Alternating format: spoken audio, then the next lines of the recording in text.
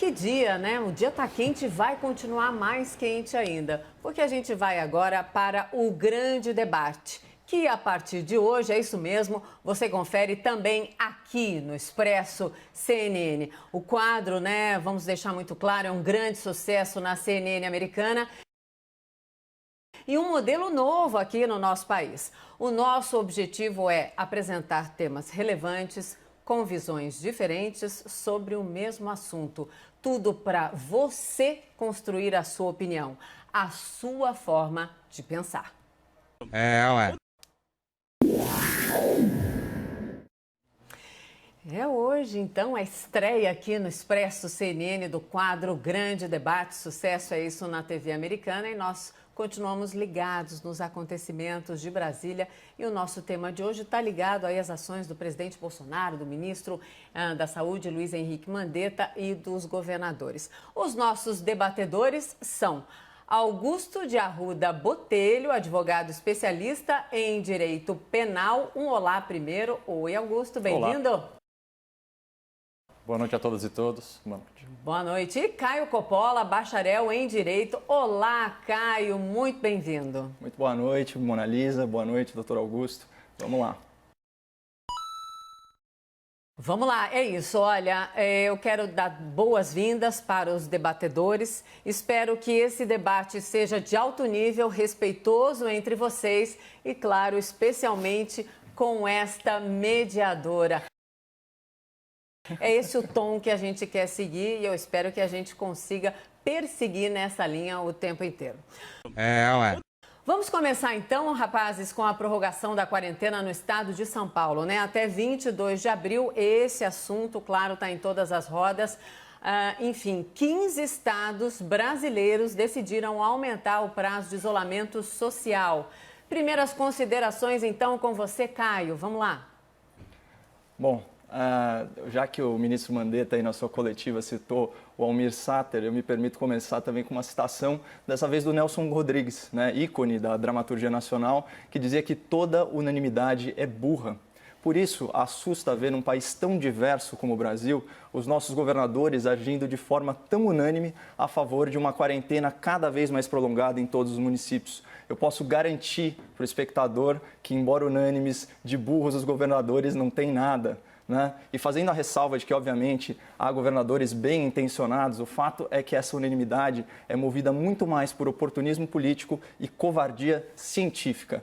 E mais preocupante que a quarentena social é a quarentena intelectual. É deixar a racionalidade em segundo plano e abandonar o espírito da ciência. Né? Parece que o medo dominou as nossas autoridades públicas, o pânico. Numa questão complexa, como é o combate à pandemia, eles só ouvem um tipo de especialista, que são os médicos infectologistas, e entre esses profissionais da medicina, só aqueles que propõem uma única abordagem, que é trancar todo mundo em casa. O problema é que questões complexas, elas são multidisciplinares, elas envolvem ponderação de vários campos da ciência. A gente está falando do que, Mona Lisa? De psicologia, sociologia, criminologia, economia, estatística, gestão pública. Há evidências científicas em todas essas áreas que eu citei de que uma quarentena prolongada pode matar muito mais que a pandemia do coronavírus. Há evidências científicas de que isolamento vertical direcionado a grupo de risco é eficaz.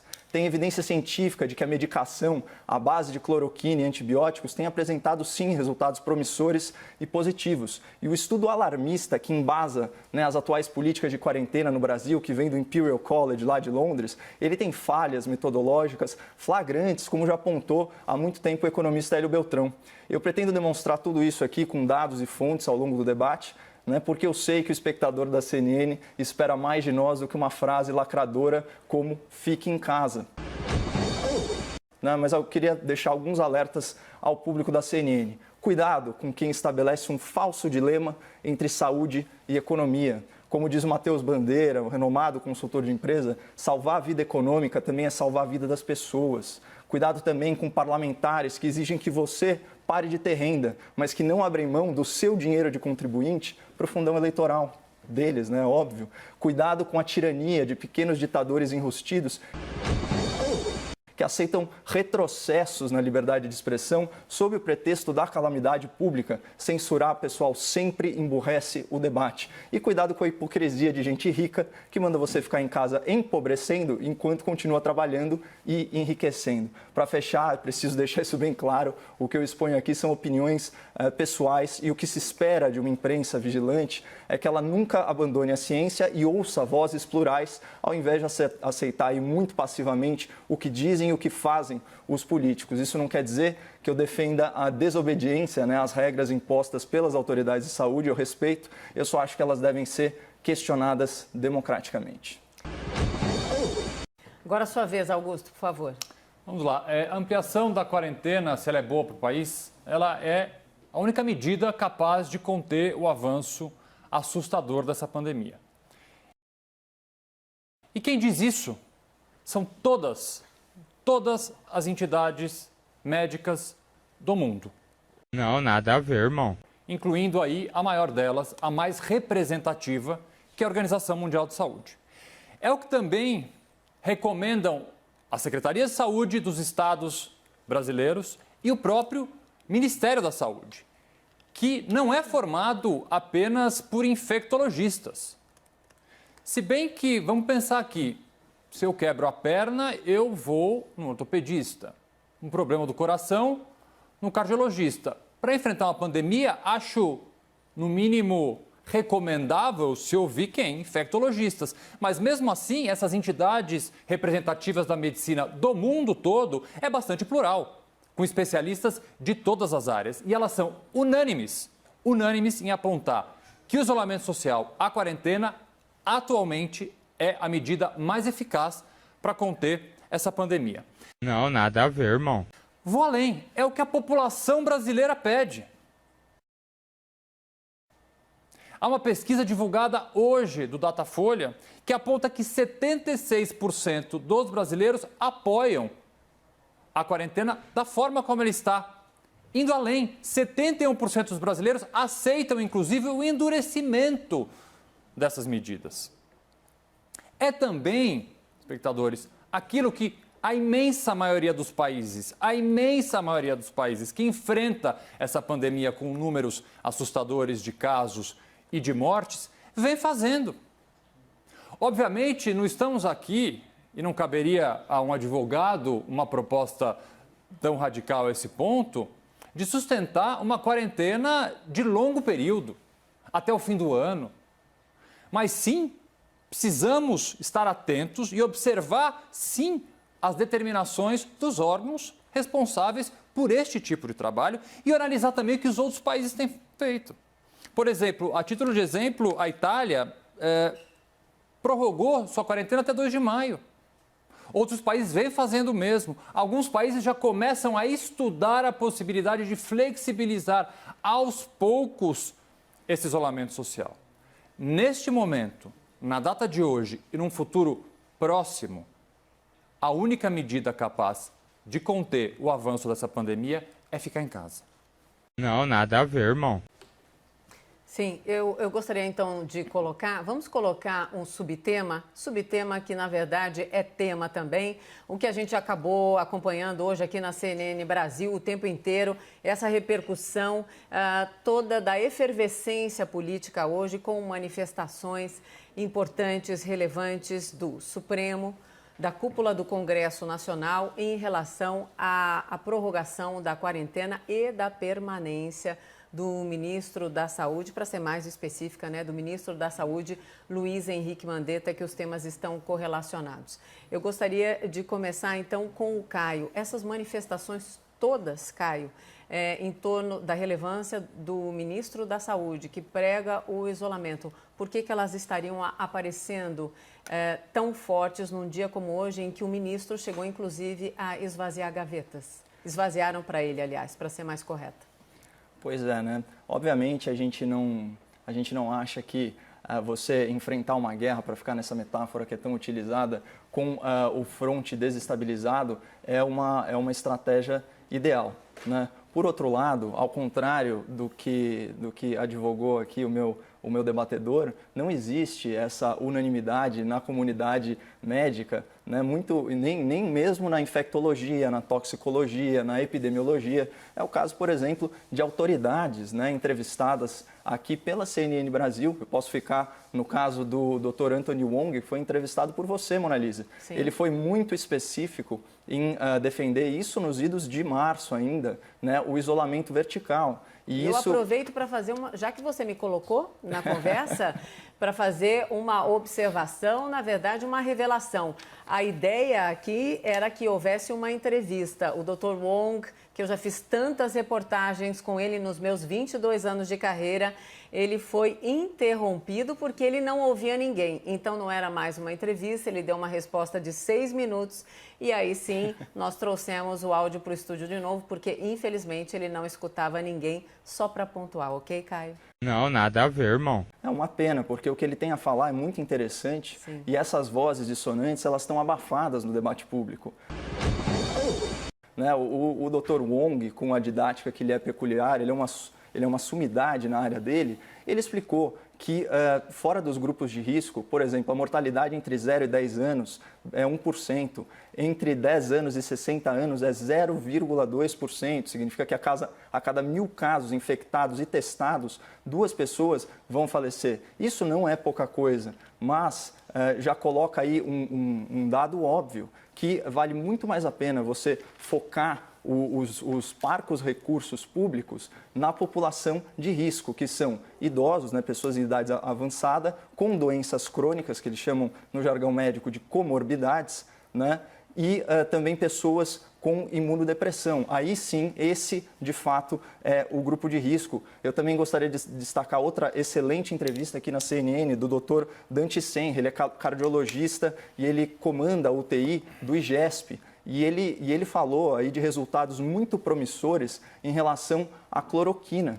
E, obviamente, combinada aí com outros antibióticos. E ele trouxe um dado muito interessante sobre uma questão humanitária. Ele falou o seguinte, olha, como essa é uma doença que na sua forma letal, ela é muito agressiva, ela mata muito rápido, chega a ser desumano você pensar em fazer testes elaborados, né, que eles chamam o teste duplo cego, em que você tem o grupo controle e o grupo teste, e alguns pacientes recebem a medicação e outros não, porque você não pode negar um tratamento, ainda que experimental, mas que está dando alguns resultados, né, para um paciente que, de repente, depende disso para sobreviver. Agora, pergunta-se em grandes hospitais, como é o caso, por exemplo, do Albert Einstein, eles abrem mão, nesse momento, do tratamento experimental com cloroquina combinada com antibióticos. Eles vão dizer que não, porque isso está dando resultado. Então, essa unanimidade, que o Nelson Rodrigues chamava de burra, graças a Deus não existe na comunidade médica, como fez parecer o meu debatedor, e nem na própria OMS, até porque essa semana foi emitido pela FAO, né, que é a Organização de Agricultura e Alimentação para Nações Unidas, um alerta gravíssimo em parceria com a OMC, em parceria também justamente com a OMS, alertando para quê? Para a escassez de alimentos. Né? Então, uma paralisação prolongada da humanidade, obviamente, vai causar também uma pandemia de fome. Mas eu tenho vários outros dados aqui para compartilhar com o espectador da CNN sobre o custo em vidas humanas de uma quarentena prolongada, e o fato das pessoas defenderem a quarentena horizontal talvez seja porque elas não estejam bem informadas sobre o custo em vidas humanas de uma quarentena prolongada. Augusto, por favor. Olha, a coletiva do governador João Dória hoje na cidade de São Paulo, ela foi acompanhada de seguintes médicos: o diretor do Hospital Albert Einstein, infectologista, diretor do Emílio Ribas, diretor do Instituto Butantan e o médico Davi Wippe, que inclusive deu um relato emocionado, sendo que ele acabou de escapar com vida do coronavírus. Então, se essas pessoas não estão sendo ouvidas, elas estão sendo ouvidas e elas todas, unanimemente, entendem que, no momento, o isolamento e a quarentena, da forma como ele está posta, é a melhor medida. É claro que há, e aqui não teria por que nós não passarmos essa informação para o espectador, uma outra divergência no campo médico. A medicina, assim como o direito, não é uma ciência absolutamente exata. Há uma pluralidade de opiniões. Mas a opinião majoritária que baliza as decisões dos órgãos de classe que determinam e recomendam o que deve ser feito no país são, sim, da manutenção do isolamento horizontal. Fala-se muito da possibilidade do isolamento vertical. O Caio disse aqui, isolar alguns grupos de risco e começar aos poucos liberar algumas pessoas para voltarem a uma vida normal. Porque vida normal, num curto espaço de tempo, nós não teremos. Então vamos colocar... desculpe, imagine. Você respirou, te interrompi. Não, perdão, só mais um dado continue, bem rápido. Por favor, vamos lá. Vamos adaptar, então, essa possibilidade teórica do isolamento vertical para o estado de São Paulo, por exemplo, onde 15% dos idosos moram sozinhos. O que significa isso? Que a imensa maioria dos idosos divide sua casa com outras pessoas. Na prática, como é que a gente vai fazer esse isolamento vertical, mantendo, então, os idosos em casa e seus filhos, parentes, pessoas que coabitam, muitas vezes uma casa de poucos cômodos, saem para trabalhar? Como manter em isolamento esse idoso? Como manter em isolamento as comunidades carentes espalhadas pelo Brasil, que muitas vezes não tem nem água para lavar a mão? Doutor, como que esses idosos estão isolados agora, se o isolamento é para todos e não só para os grupos de risco? A única forma deles se isolarem é estarem em casa, eles estão isolados em casa. Não, eu sei, mas você falou que eles moram sozinhos, é a mesmíssima situação. É a mesmíssima situação, mas Então, as pessoas pronto, também tá estão resolvido. isoladas, Caio. É exatamente isso. Estão todos isolados. A tua proposta é que quem não seja do grupo de risco minha saia. proposta é enriquecer o debate. E eu queria, justamente por isso, lançar mão aqui de uma informação que está muito restrita à elite econômica do país. Elite que pode fazer home office, né? Que tem aí uma reserva financeira, ao contrário da grande maioria dos pequenos empreendedores, dos autônomos, né? do trabalhador comum, né, que está proibido de trabalhar e de ter uma vida econômica. A queda projetada no PIB, certo? Essa projeção foi divulgada hoje numa live com ninguém menos que o presidente do Itaú, o senhor Cândido Bracher. Ele falou o seguinte: uma quarentena até 14 de abril, né? Então uma data muito próxima, semana que vem, 7,5% do PIB de queda. Quarentena até 28 de abril. Né? A informação que está restrita à elite, e eu abro aqui para o espectador da CNN, queda de 9,5% do PIB, a pior recessão da história da República Brasileira. No governo desastrado da Dilma Rousseff, teve queda no PIB em 2015 de 3,8% e queda no PIB em 2016 de 3,3%. Você está fazendo uma conta de padaria grosseira, cerca de 7% de queda. Qual foi o impacto disso no emprego? Então isso é para você, trabalhador, que está aí em férias compulsórias, né, ou ambulante que está sem trabalhar, proibido de trabalhar pela elite política desse país. Desemprego de 4.637.000 pessoas e, em comparação ao ano passado, 2019, houve geração de 644.000 empregos com carteira assinada. As pessoas têm que saber disso, as pessoas têm que conhecer o estudo da revista The Lancet, né, que na última grande crise mundial, foi a crise financeira, 2008 a 2010, registrou um pico de 260.000 mortes por câncer só nos países da OCDE. Vamos voltar ao tema aqui? Não, mas o tema é justamente fazer uma isso. parte, rapazes? Claro. Então, estou chamando de rapaz, porque vamos conversar muito, mas é o seguinte, para você entender a regra do grande debate, agora nós estamos vendo interrupções entre eles, naquelas primeiras considerações, não podemos fazer interrupção para que essas primeiras considerações fiquem claras para vocês e para quem nos vê. Não, nada a ver, irmão. E agora sim, as interrupções podem ser feitas. Augusto estava questionando, vamos lá. Não, é só apenas um dado que eu acho interessante na pesquisa publicada pelo Datafolha hoje, que dos 76% dos brasileiros que querem manter o confinamento, há um número extremamente alto de pessoas que ganham até 2 salários mínimos. Estão o que mostra que a desinformadas. população... É o meu argumento. Cara, deixa eu só terminar. Não, claro, desculpa, não quero ser acusado de machismo. Não. Vamos lá. Então, exatamente uma parcela que recebe pouco, que ganha pouco, apoia em grande número essas medidas que são absolutamente difíceis para todos nós, mas com certeza muito mais para a parcela mais pobre da população, que já sofre diariamente e vai sofrer mais ainda com a economia da forma como está. E aqui acho que é um consenso que, obviamente, a economia não vai bem, já não ia bem e vai piorar. Doutor, vamos falar um pouquinho Vamos colocar um elemento nesse debate? O elemento da informação pode ser? Caio Pode, e Augusto? pode. Então vamos lá. Hoje à tarde, o ministro da Saúde anunciou que a partir da próxima semana, as cidades e os estados que têm mais da metade dos leitos disponíveis, essas sim vão poder reduzir parcialmente as restrições de isolamento social. Aí já a gente corrobora para o debate. O que vocês acham? É uma obviedade, né, Mona Lisa? Porque é o seguinte, o Brasil tem 5.700 municípios, um pouquinho mais, na verdade. O último número que eu vi, 5.200 municípios não tinham registrado sequer um caso do novo coronavírus. Né? Talvez eu esteja desatualizado, vamos pensar numa lógica de 5.000 municípios. A gente está falando de 5.000 cidades, 90% das cidades do Brasil não tem sequer um caso. Será que não é possível a gente imaginar que num cluster de cidade, numa aglomeração, grandes regiões, não é possível que essas pessoas retomem a atividade econômica, tomando precauções, né, de isolamento social? E quando eu falo esse tipo de coisa, eu me sinto aqui muito solitário, mas na verdade eu não estou. A gente tem, já que eu trouxe à baila aí a questão do teste duplo cego, e já que o doutor Augusto trouxe aí alguns dados, né, sobre outros países, quais que eu acho interessante reproduzir? Ele falou da Itália. Teve uma determinada semana, né, que a idade média dos mortos na Itália pela Covid-19 era de 79 anos para homem e 83 anos para mulheres, em média com 2,7 comorbidades em cada paciente. Então, percebam como o grupo de risco é muito determinado. Outro dado interessante sobre Itália e Espanha, que são os países com a maior mortalidade registrada, né? Então, nossa solidariedade também a esses países, obviamente, mas em termos relativos, para cada 100 mil habitantes, você vai ter a Itália com 13 UTIs, leitos de UTI, e a Espanha com 10. No Brasil, são 20.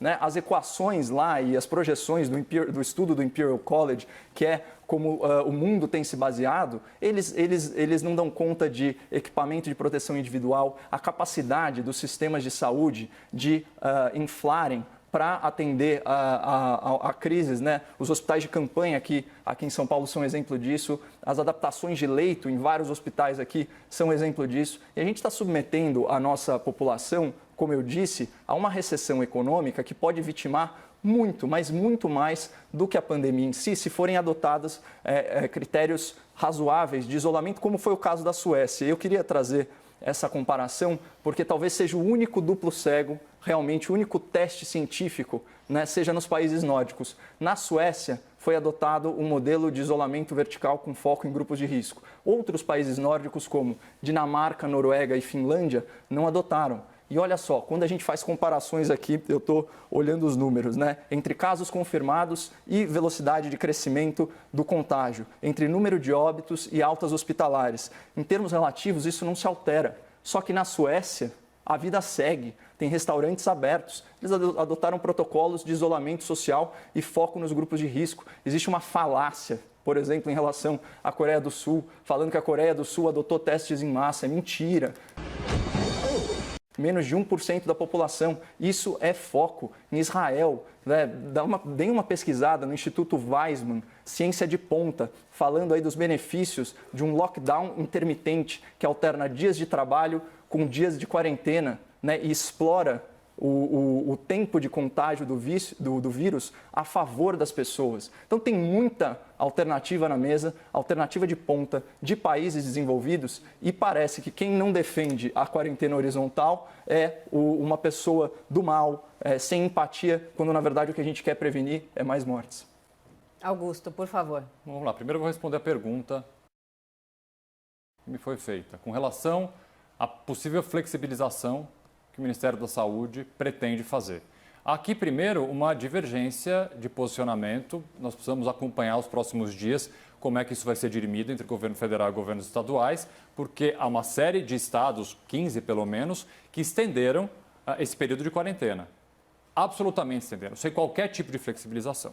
Se o governo federal, através do Ministério da Saúde, pretende flexibilizar, a notícia que se dá é que a partir de 13 de abril alguma flexibilização vai ser feita em municípios que o contágio não está muito grande ou que há leitos disponíveis, é necessário que haja uma conversa e uma uniformidade de informações, até para que o cidadão não fique inseguro com duas informações eventualmente contraditórias. Esse é o primeiro ponto. O segundo ponto é, se for essa a opção dos técnicos do Ministério da Saúde, eu tenho certeza que esses técnicos fizeram isso com base em estudos, com base em análises numéricas, e é uma proposta que nós temos que acompanhar e ver. E acontece, por exemplo, o Caio sempre cita alguns artigos, sempre de março.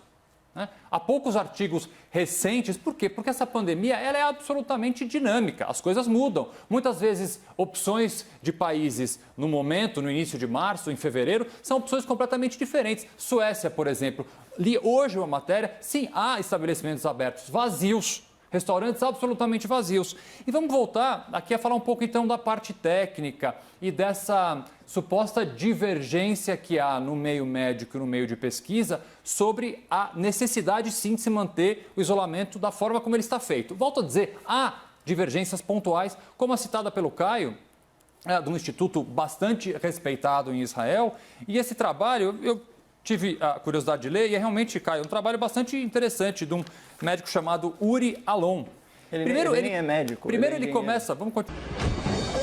Deixa eu continuar. Primeiro ele começa dizendo que o estudo dele e o texto dele, na verdade, tem que ser cautelosamente analisado. Ele fala mais do que isso. Eu cautelosamente sugiro, e aí ele começa a sugerir, de fato, essas possibilidades de um confinamento intermitente, por assim dizer. Algumas pessoas, você trabalha alguns dias da semana e você fica em casa alguns dias da semana. Sim. E esse texto, ele continua dizendo que nos dias em que você precisa, então, sair para trabalhar, você deve observar critérios absolutamente rígidos de higiene. Mas é mais óbvio, do que isso, doutor. deixa eu continuar, Caio. É óbvio. Caio. Caio, Deixa eu só terminar. vamos ouvir mais agora do que isso, ao mais do Augusto que isso. O que aponta, o estudo pelas que você citou, eu li o estudo, eu estou aqui dizendo o que eu achei do estudo, o que diz o estudo, na verdade, não é nem opinião minha. Aqui foi uma tradução própria que eu fiz do estudo que o Caio está citando. O que então, o doutor Uri propõe? Que na volta desses trabalhadores para casa, os espaços públicos por onde esses trabalhadores passaram sejam desinfetados. E mais, finaliza esse texto dizendo que é necessário fazer teste em massa. Isso pode funcionar muito bem na Suécia, pode funcionar muito bem em Israel. Estamos no Brasil. O problema agora é o Brasil. Nós não temos teste em massa, nós temos favelas sem água.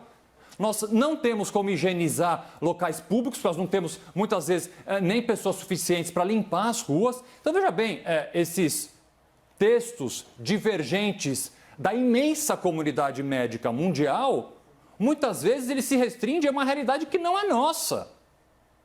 Não é nossa. Então, óbvio, temos que ouvir. Não estou aqui fechando os ouvidos para a comunidade médica, mas temos que ser, neste momento, conservadores. O que a maioria dos médicos, dos especialistas recomendam? É o confinamento do jeito que está. E é assim que a gente tem que continuar. Não, nada a ver, irmão. E você acha que as outras ciências, então, não tem que entrar à baila, né? Porque, no caso, isso que você falou, esse cientista ele não é médico, ele é engenheiro, ele propõe um modelo matemático, epidemiológico muito eficiente. E ninguém está propondo aqui que as pessoas saiam na rua se abraçando, mas é muita hipocrisia. Sem qualquer demérito aos engenheiros. Então, eu vou pegar a opinião do engenheiro Israel e vou, a partir do momento, aplicar isso aqui no Brasil, esse confinamento intermitente. Essa é a tua proposta? Não, é um modelo matemático, né? Ele desconhece as fronteiras dos países e você pode ficar à vontade também para fazer os seus apartes quando você quiser. Eu não me incomodo com isso e eu não fujo do debate. O ponto para mim é muito simples. Vamos falar um pouquinho de hipocrisia? Então, porque é o seguinte, é muito fácil, né, ficar criticando a visão política ou pessoal, por exemplo, do presidente da República a favor de uma quarentena focada em grupo de risco, quando a gente está praticando exatamente isso. Olha a nossa situação aqui na CNN, doutor. O comentário político que a gente faz poderia estar sendo feito de casa, por uma questão meramente estética, cosmética. A gente vem aqui ao estúdio, assume o risco de contaminar, de sermos contaminados e de contaminar, e estamos aqui trabalhando como pessoas adultas que dominam a situação e que estão sopesando, né, a relação entre saúde e economia. E aí, por que os trabalhadores em casa não têm o mesmíssimo direito que a gente tem aqui na CNN, que, por sinal, adota protocolos rigorosos de controle da contaminação? Todas as pessoas aqui no estúdio, exceto, obviamente, comentaristas e apresentadores, estão com equipamento de proteção individual. A gente tem álcool em gel em todos os ambientes e é assim que se faz. Pessoas que estão em grupo de risco aqui da CNN estão isoladas. E por que a gente quer impor algo tão diferente? O que nos torna melhores ou piores do que o cidadão que está em casa impedido de trabalhar por causa dessas determinações? Determinações de uma elite política que, aliás, é incapaz de abrir mão do fundo eleitoral para financiar dinheiro público, para financiar suas próprias campanhas, né, para financiar os seus partidos. Isso é uma imoralidade. Eu, pelo menos, espero que, nesse ponto, a gente tenha um denominador comum e que você, doutor, seja a favor do uso do fundo partidário para o combate à Covid-19. Deixa eu só fazer uma pequena observação, que eu fundo acho eleitoral, importante, perdão. importante até para ser transparente. Eu não sei você, Caio, mas um relato pessoal, para eu poder estar aqui hoje nos estudos da CNN, eu tive que fazer uma opção. E que opção foi essa? Ficar longe da minha família. A partir da noite de hoje, eu fico sozinho na minha casa. Minha família, meus filhos não vão mais estar junto de mim pelos próximos dias, quem sabe semanas, porque essa é uma opção que eu fiz. É a mesmíssima opção que eu fiz em relação aos meus pais. Eu estou morrendo de saudade deles. Que bom. Mas essa opção que eu fiz, estão só no para grupo justificar de o telespectador, porque senão poderia parecer, de certa forma, hipócrita sustentar aqui uma coisa e, a princípio, em você tese, veio em pela outros imagem, dias da tá pandemia, doutor. Você estava aqui dando entrevistas em março. Ué. Você gravou os pilotos. Não é questão de hipocrisia, é questão de lógica. E o que vale para a gente também tem que valer para as pessoas. Cadê a isonomia nesse país? Chega de ter uma elite política determinando o que a gente vai fazer ou não vai fazer com base em oportunismo político, covardia científica. O que é ciência, né? Parece até que eu estou falando um absurdo, mas quando a gente pensa aí em grandes periódicos, eu vou ler aqui para o espectador da CNN, não tem problema, vamos falar do Financial Times. Em países pobres, o lockdown como remédio poderia ser mais letal que a doença, isso é manchete. Vamos para outra, The New York Times, o artigo lá, olha o que ele diz, nossa luta contra o coronavírus é pior do que a doença? Olha que questionamento válido, tem um meme circulando na internet que são ondas de tsunami. A primeira é a pandemia do coronavírus, a segunda é a recessão econômica e a terceira é o retrocesso socialista, né, que na verdade simboliza o quê? A restrição das liberdades individuais, como já está acontecendo, inclusive por parte de empresas privadas que se arvoram num direito inexistente de suplantar a Constituição e removem publicações do presidente da República. Isso é um absurdo.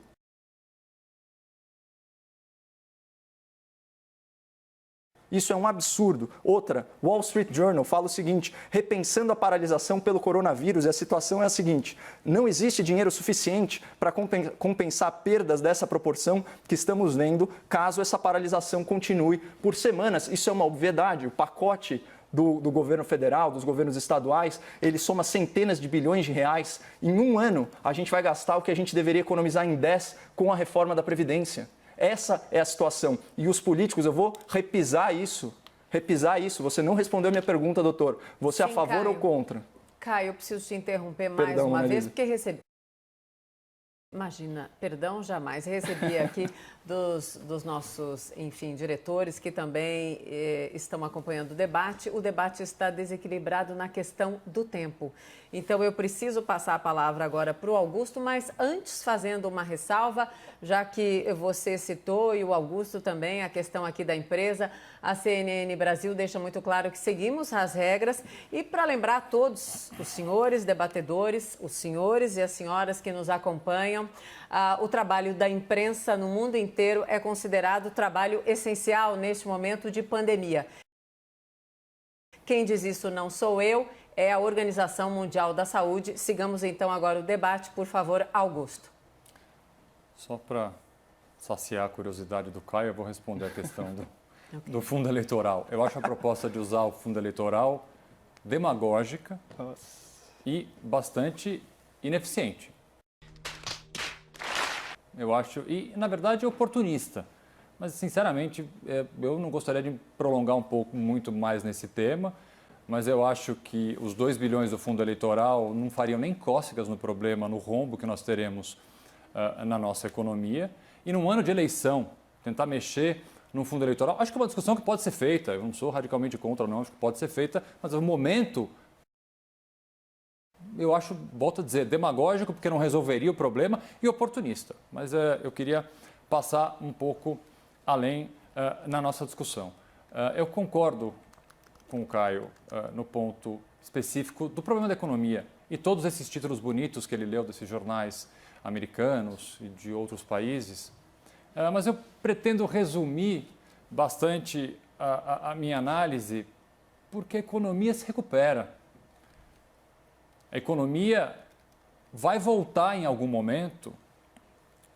Eu não acredito no que eu ouvi. Não acredito no que eu ouvi, não pode ser verdade isso que eu escutei agora. Aumentar. A vida humana, não. A vida humana não se salva. A frase hoje do prefeito Bruno Covas, prefeito de São Paulo, Bruno Covas, na coletiva do governo do estado de São Paulo, ela é simples, mas ela é de uma profundidade. Disse ele que a vida não tem preço. É evidente que o governo federal e os governos estaduais precisam encontrar uma maneira de fazer as duas coisas ao mesmo tempo.